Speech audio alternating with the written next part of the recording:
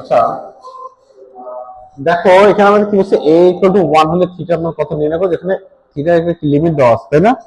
থিটার একটা লিমিট দিচ্ছে কি 0 থেকে 90 ডিগ্রি, মানে 0 হচ্ছে বেশি হবে, 90 হচ্ছে কম হবে। তাহলে আমরা করবো কি, এর আগে যেটা এটা একটা সলিউশন করার চেষ্টা করি, আমরা কি cos theta plus sin theta equal to হচ্ছে কি 1। আমরা যে কোনো একটাকে এক পাশে নিয়ে যাবো, ধরলাম হচ্ছে cos থিটা ইকুয়াল টু হচ্ছে 1 মাইনাস sin থিটা। এখন আমরা যদি একই ফরম্যাটে নিয়ে আসতে চাই, হয় cos অথবা sin, যদি একই ফরম্যাটে নিয়ে আসতে চাই, তাহলে আমার কি দরকার cos স্কয়ার বা sin স্কয়ার। তাহলে আমরা ওই জন্য করবো কি, উভয় পাশে বর্গ করব।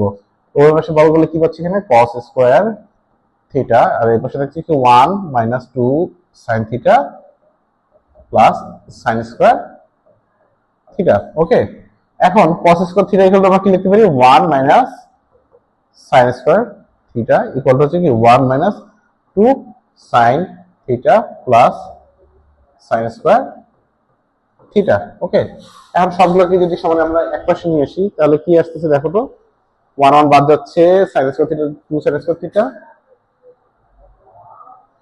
তাহলে হচ্ছে কি 2 sin square theta minus 2 sin theta equal to হচ্ছে কি 0। ওকে, তার মানে কি sin থিটা যদি আমরা কমন নিই, 2 2 2 বাদ যাবে, sin থিটা কমন নিলে কি থাকছে, sin theta minus 1 equal to 0। তার মানে কি হয় sin থিটা ইকুয়াল টু 0, বা থিটা কি sin কত মান 0, sin 0 মান 0, অথবা কি হবে sin থিটা,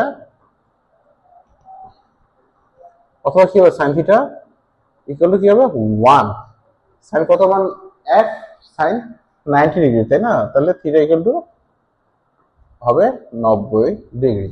ওকে,